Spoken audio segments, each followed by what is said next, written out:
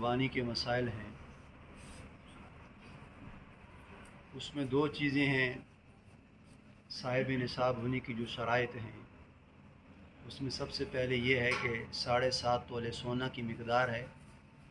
اور دوسری فقہا فرماتے ہیں کہ 52.5 تولے چاندی کی یہ نصاب بنتا ہے۔ اب ایک شخص کی مالیت ہے، اس کے پاس 7.5 تولے سونے کی مقدار موجود ہے، تو فقہا فرماتے ہیں کہ اس کے اوپر قربانی کرنا واجب ہے۔ اگر وہ نہیں کرے گا تو گناہ کبیرہ کا وہ ارتکاب کرنے والا ہے۔ لیکن فقہا نے جو فتویٰ رکھا ہے آسانی والا، وہ ہے چاندی کے نصاب، 52.5 تولے چاندی اس کا نصاب بنتا ہے۔ آج میں نے اس کا ریٹ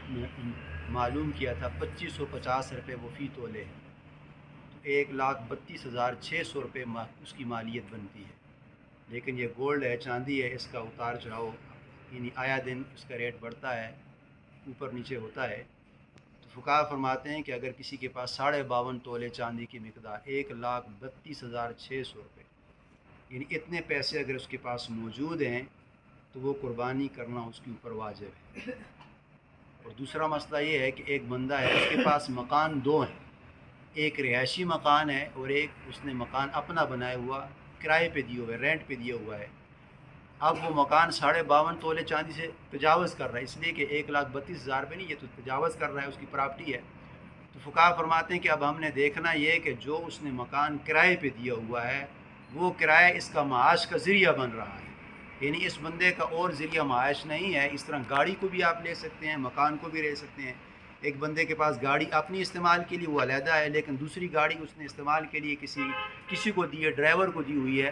اب وہ جو ڈرائیور دن کو مزدوری کرتا ہے، اپنا بھی گزر بسر کر رہا ہے، وہ اور اس کے پیسے سے یہ بھی گزر بسر کر رہا ہے، تو معاش کا ذریعہ وہ گاڑی ہے اور معاش کا ذریعہ وہ دوسرا مکان ہے۔ تو فقہا فرماتے ہیں کہ اس کے اوپر قربانی واجب نہیں ہے، اس لیے کہ وہ سرکٹ ہی اس سے چلا رہا ہے، اس کا معاش کا ذریعہ ہی وہی ہے۔ اگرچہ وہ مالیت اس سے بڑھوتری کر رہی ہے، لیکن اس کے اوپر قربانی واجب نہیں ہے۔ اسی طرح ایک بندہ ہے، اس کے پاس دو گاڑیاں ہیں، ایک استعمال کے لیے، ایک ویسے رکھی ہوئی ہے، تو فقہا فرماتے ہیں کہ اس کے اوپر قربانی واجب ہے۔ اگر وہ نہیں کرے گا تو فقہا فرماتے ہیں کہ یہ گناہ کبیرہ کا ارتکاب کرنے والا ہے۔ اور اسی طرح اس کے پاس دو پلاٹ ہیں، ایک مکان میں رہ رہا ہے اور دوسرا مکان ایک مکان سکونتی ہے جس میں وہ ساکن ہے، یعنی رہائش پذیر ہے، اور ایک مکان اس کا ویسے ہے، کرائے پہ بھی نہیں، ویسے پڑا ہوا ہے، پلاٹ ہے، مکان ہے، کوئی چیز بھی ہے۔ تو فقہا فرماتے ہیں کہ اس کی مالیت چونکہ بڑھ رہی ہے، اگر وہ قربانی نہیں کرے گا تو فقہا فرماتے ہیں کہ یہ گناہ کبیرہ کا ارتکاب کرنے والا ہے۔ اور بلکہ فقہا تو یہاں تک فرماتے ہیں کہ اگر اس کے اوپر قرضہ ہے تو وہ نہ کرے، قرضے کو پہلے ادائیگی ضروری ہے، لیکن اس میں آسانی یہ ہے کہ آپ